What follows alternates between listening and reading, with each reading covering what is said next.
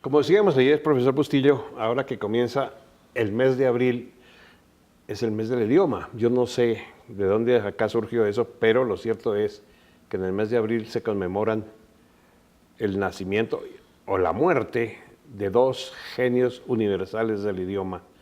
William Shakespeare en inglés, Miguel de Cervantes en español. Que hubiera podido morir en Cartagena, Colombia.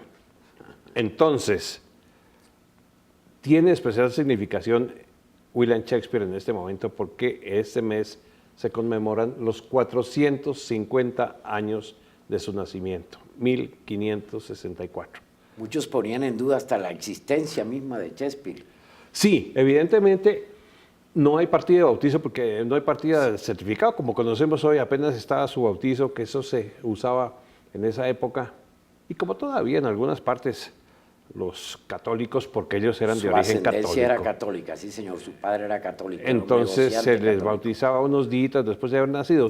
Se supone, él está más o menos, su partida de bautizo es más o menos del 26. Se cree, no es que esté documentado, que nació el 23. ¿Por qué se dice que el 23? Porque por asociación o por analogía, él murió un 23 de abril, pero ya de 1616. Nace un 23 de abril y muere entonces un 23 de abril, ¿verdad? El mismo día que, entre otras cosas, murió Miguel de Cervantes Saavedra. Que, entre otras cosas, es interesante, o sería interesante anotar que a pesar de que se dice que murieron el mismo día, parece que Cervantes habría muerto la víspera. Ahí hay una desfase ahí. Sí, un desfase. ¿Por qué? Porque es que para Shakespeare los ingleses se regían todavía por el calendario juliano. En cambio, los españoles ya en el calendario gregoriano. Ahí está pero la tradición hace que el 23 de abril sea el Día Universal del Idioma. En eso estamos. Pero se dice también que Shakespeare, más que una persona natural, era un colectivo, era algo así como una persona jurídica, en la que tuvo mucho que ver Francis Bacon, que fue el autor del método científico moderno y autor, entre otras obras, de la Nueva Atlántica, de la Instauratio Magna, en fin, un hombre muy importante, Francis Bacon, que se dice que habría sido quien había escrito muchos poemas y muchas dramaturgias de Shakespeare, doctor Correa. Yo no sé, yo miraría ahí que la condición humana, sobre todo eso que llamamos la envidia, tiene mucho que ver allí. ¿Por qué? Hay dos corrientes, los stratfordianos y los anti-stratfordianos. Stratford, el pueblo donde él nació. Echémonos incienso. Yo tuve la oportunidad de estar en la casita de Shakespeare en Stratford-upon-Avon. Muy bonita. Y uno ve al chinito ahí corriendo por la... Usted casi que es un londinense por adopción. Uy, por adopción, lo que pasa es que... Dice usted que conoció los teatros de Londres, conoció el Teatro Globo. El Teatro Globo, que es el teatro símbolo de Inglaterra. Inglaterra es el Vaticano del teatro. Allá hay, en cada manzana hay un teatro, una sala de teatro que se llenan todos los días. Allá se ve teatro. Se incendió el Teatro Globo, ¿verdad? En una oportunidad. El Teatro Globo se incendió, lo reconstruyeron y como anécdota podríamos contar que allá se hizo hace unos pocos años, un acto para recoger ayuda a los damnificados del terremoto del Eje Cafetero. Yo estuve en ese teatro y pues más que pensar en lo que estaba pasando aquí, pensaba era en cómo serían las obras de Shakespeare, uno ahí parado en la época isabelina. Siempre es sobrecogedor la cosa. Pero... Había gente sentada en los teatros, alrededor del teatro había gente sentada. Alrededor sí, pero... En la luneta que se llamaba, sí, esa parte del teatro. La galería sí le tocaba a usted de pie. Ya, sí. De todas maneras, bueno, el Teatro Globo. ¿Por qué se pone en duda y se dice que era un colectivo, que Shakespeare era el alias de un colectivo? Porque los envidiosos no creen posible que William Shakespeare, que nació en un pueblito pequeñito, de padres analfabetas, tuviera esa erudición tan impresionante que implica, y que se ve en sus obras, sobre todo en el teatro. Es que él dominaba. Coriolano, Julio César, imagínese usted. El Rey Lear. El Rey Lear, las vidas de Ricardo y de Enrique VIII. Precisamente el Teatro Globo se quemó la primera vez que estaban presentando, en el estreno de la obra de Enrique VIII se quemó el Teatro Globo.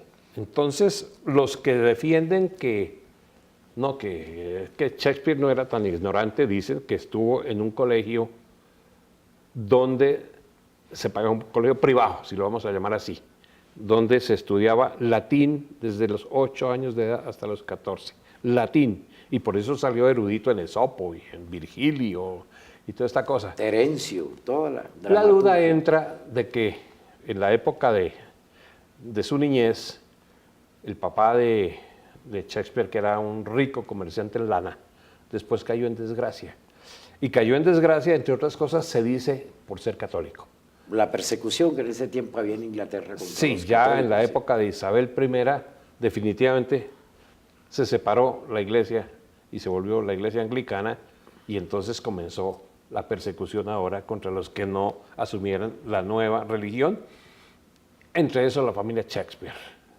Por eso... Pero no cita en absoluto en su obra alguna relación que lo identifique con el catolicismo. Lo que sí parece que están de acuerdo todos los críticos o los estudiosos de esta monumental figura es de que Shakespeare era un lector voraz.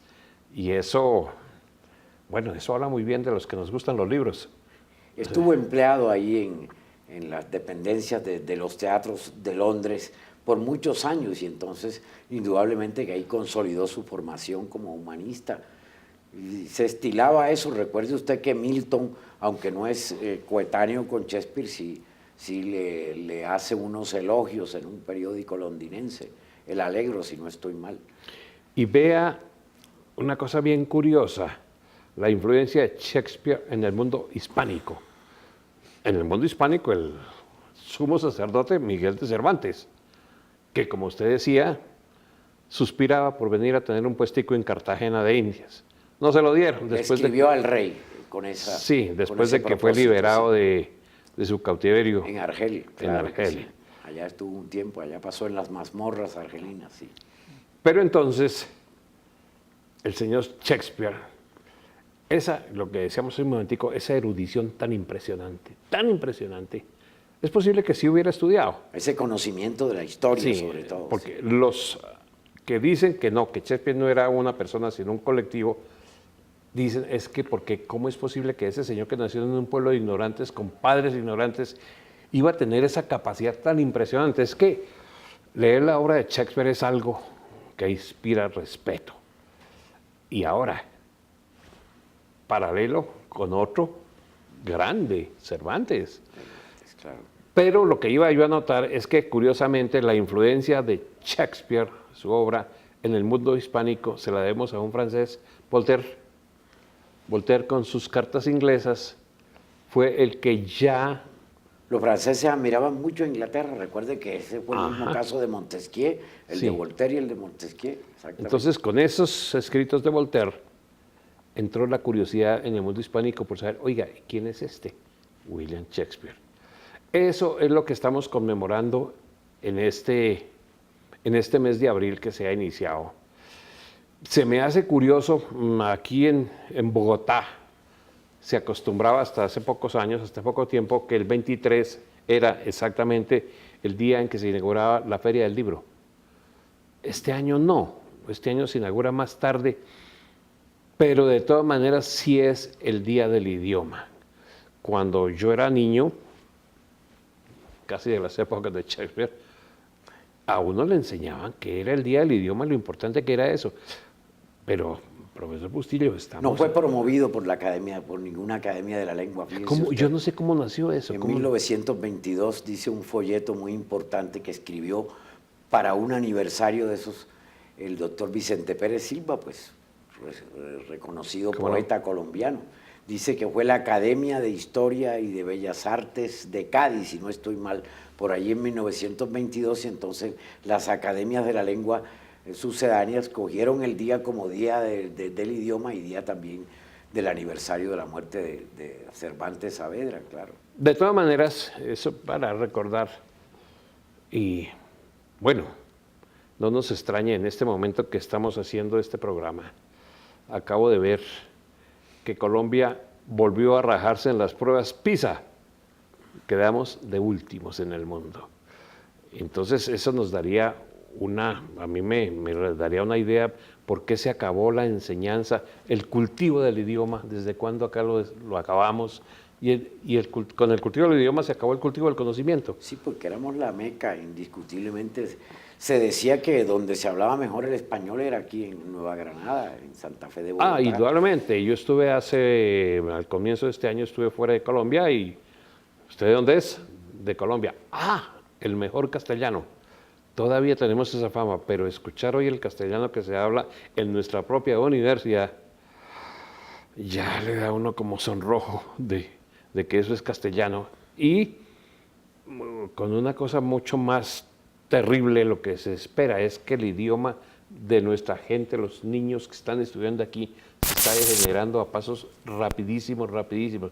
Yo creo que es muy difícil entablar una conversación de tú a tú con un muchacho hoy en día, porque el idioma... Así sea coloquial, pero sí, es que ahí el idioma... está la cátedra Rodrigo Noguera a labor de que para llenar esas lagunas y suplir esas deficiencias. Pero de todas maneras, es que llegan con una... Y esta es la filosofía de este programa también. Sí, cómo no, es que, bueno, no hagamos mala propaganda, pero este año los niños que entraron a primer semestre y pasado el primer corte, si no ando mal, el promedio es de 86% que sacaron menos de 3 en los exámenes. 86%. Es una barbaridad. Ahí está el problema de quienes tenemos que educar a estas nuevas generaciones. Es un problema general. Y entonces de la juventud, sí. el problema es sobao, porque estamos conmemorando el mes del idioma. Y el idioma de ellos es distinto. ¿Cuál de los idiomas tiene que...? Y sobao no es castizo. Yo creo que no es castizo. Mejor dicho, acabo yo de quedar como un cuero. Muy difícil. Dice sobado usted imagínese en la patria de Miguel Antonio Caro, de Rufino José Cuervo, de Gabriel García Márquez, bueno, y de tantos otros gigantes de la literatura, de la gramática. Eso es por estar yo oyendo un radio, por ahí algún cachaco de esos bogotanos que usa esa palabra todavía. Pero bueno, el reto es el idioma, la defensa de nuestro idioma. Es decir, defender el idioma es defender el apellido de uno, su nombre, su tradición, todo. La nación es el idioma, decía Mallarmé. ¿Cómo no? Con otros de su estirpe, sí.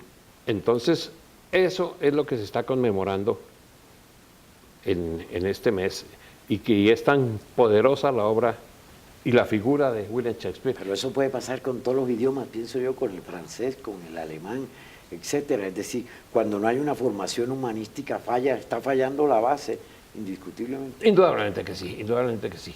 Pero entonces, creo que en honor del idioma también tenemos que hacerle su homenaje a Miguel de Cervantes, que también se conmemora en este mes, el día de su muerte. La selección francesa, recuerde usted, no se sabía la marsellesa. Bueno, no hablemos aquí de alguien que no se conocía el himno nacional, porque entonces quedamos mal. De todas maneras, esperemos a ver qué nos depara el futuro en materia idiomática. Por lo pronto, para la próxima oportunidad, si no ocurre algo extraordinario, yo creo que viene una cosa interesante para tratar, que es los 150 años de la construcción de la Torre Eiffel en París, que es una cosa bien interesante de conocer por qué se hizo esa torre. Pero eso será en próxima oportunidad. La obra de Gustave Eiffel, claro que sí, no? el ingeniero francés.